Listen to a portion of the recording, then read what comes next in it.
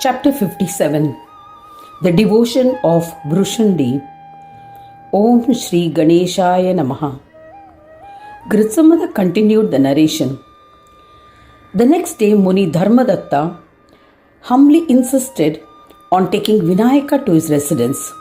While they were on the way, he killed 2 asuras disguised as donkeys.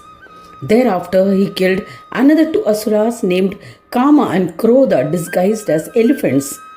The Muni worshipped Vinayaka devotedly and also offered his 2 virtuous daughters, Siddhi and Buddhi, to him in marriage.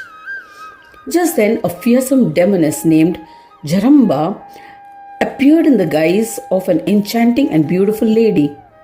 She massaged Vinayaka with poisonous oil. The Lord realized her deceit and killed her instantly.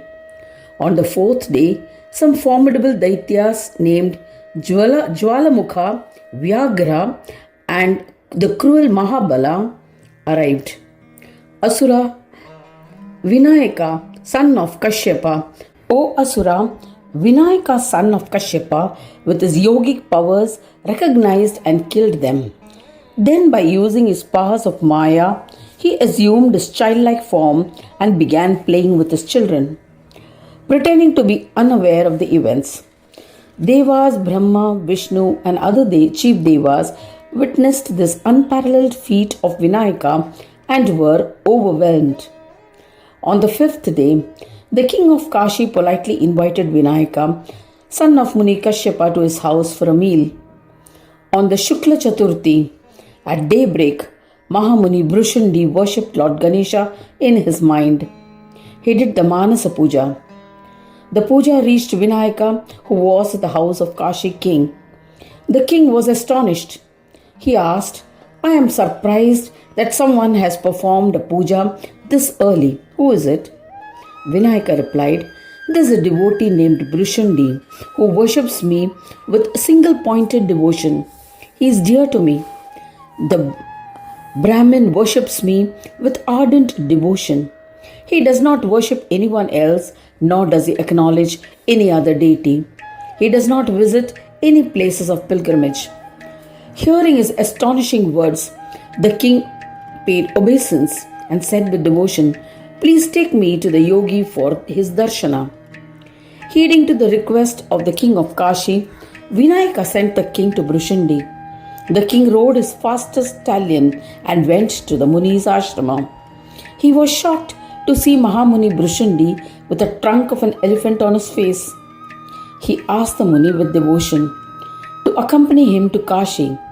The king of Kashi said, "I have come to your ashram at the behest of Vinayaka. He is staying at my house and has sent me for you. O Yogendra, on this Chaturthi day, the Manasa Puja performed by you was revealed to me by Vinayaka. Gananayaka has incarnated as the son of Kashyapa. Pleased with his penance, he is known as Vinayaka. O illustrious one, I am his servant, but now I am his host in Kashi, as I have invited him to be the high priest for my son's marriage. Vinayaka has commanded me to request you to accompany me. I pray that you come with me to Kashi." Listening to the king's request, Yogendra Mahamuni Brishundi was surprised. He said, "O wise king, O illustrious one, listen.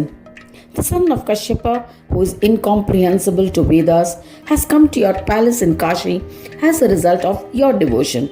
Yet I do not prostrate to any lord who does not possess the trunk of an elephant. O eminent king, I shall not worship him, as he is an incarnation and just an amsha part of him. Those who are an amsha form of Ganesha, like Vishnu, Shiva and others, prostrate to me, as I possess the trunk of an elephant. I do not worship any deity who does not have a trunk of an elephant on his face, that is Gajananam. Therefore, please return to Kashi. I shall not come to Vinayaka." When he heard what a profound devotee Brishundi had to say, the king humbly circumambulated him and said, "O Muni, listen to me. I cannot return to Kashi in the afternoon, as my horses are exhausted." The Muni asked the king, "Close your eyes." He transported the king with his yogic powers to Kashi in just a moment. When the king opened his eyes, he saw that he was not just in his town, but in his palace courtyard. He was astonished. He offered pranams to Vinayaka. After listening to the incident, Gananayaka sent the king back to Brishundi's ashram, using his powers of Maya in a moment. Seeing that the king had returned in a moment, Brishundi was astonished. Brishundi asked, "O king, how have you returned to my ashram?" The eminent king recounted what Vinayaka had said to him. He said, "Vignapa has sent to you. He has assumed his form bearing the trunk of an elephant. O Yogendra, accompany me to take the darshan of the absolute form of Gajanana and not just his Amsha form." Mahamuni Brishundi started crying in ecstasy, rolled on the ground in joy. A thrill of devotion spread in his body when he heard these pleasing words. Tears rolled down the cheeks of the Muni. Seeing his condition, the wise king of Kashi was astonished. He thought, "I am witnessing the embodiment of devotion." Regaining his composure, Brishundi left his ashram and embarked on the journey with the king for Kashi. Brishundi thought, "I must endure physical toil if I desire the darshan of Gajanana, and hence I must journey on foot." Seeing his determination, the earth performed an astonishing deed. The moment his foot landed on the earth, she ensured that they were in Kashi. She created Kashi under their feet. When the king saw that he was in Kashi, he was amazed and said, "O Swami, Kashi has manifested here as a result of the powers of your tapas." Thereafter, the illustrious king took him to his house and performed his puja. Seeing his ardent devotee, Vinayaka's eyes were filled with tears of joy. Understanding his devotion, Vinayaka assumed a form bearing the trunk of an elephant, mounted Mushaka, and went to meet the Muni. When the Brahmin Brishundi saw his magnificent form, the four-armed Vinayaka, with Sheshanag tied around his nabi, he performed namaskara and with devotion. Brishundi performed his puja with wholehearted devotion as ordained. He sang several stotras in his praise. Overwhelmed with devotion and feeling accomplished, he stammered as he prayed to his protector Gajanana, his lord. Brishundi said, "O Vibho, I feel accomplished, and it is my good fortune that I am blessed with darshana of your holy lotus feet. O Lord, please grant me a boon that I shall never forget you. I will be content, O Gajanana. Please stay with me in this form. May you be well known as Asha Puraka. I shall worship you lovingly and with single-pointed devotion. Grant that I will become an accomplished devotee like Mudgala. O Vignapa, grant that I will be more devoted than Mudgala. A disciple and a son must always acquire more prominence than the Guru." When Gajanana heard these prayers, he granted the boon, saying Tathastu, and once again assumed his childlike form and began playing innocently amongst the children. The eminent Muni Brishundi bowed to him and returned to his own ashram. The king of Kashi witnessed this with amazement. Seeing the inherent nature of Brishundi, who was immersed in devotion to Ganesha, the king also observed focused devotion. He thought, "The Muni is indeed blessed. He has forsaken the various forms of Ganesha, which are infatuating and endowed with Maya, and following the path of yoga, he worships Gananayaka with single-pointed chitta. All Brahmas are united in Lord Ganesha. Therefore, the Mahamuni worships him with single-pointed devotion. Such a focused devotion has never been seen in the past, nor will it be seen in future.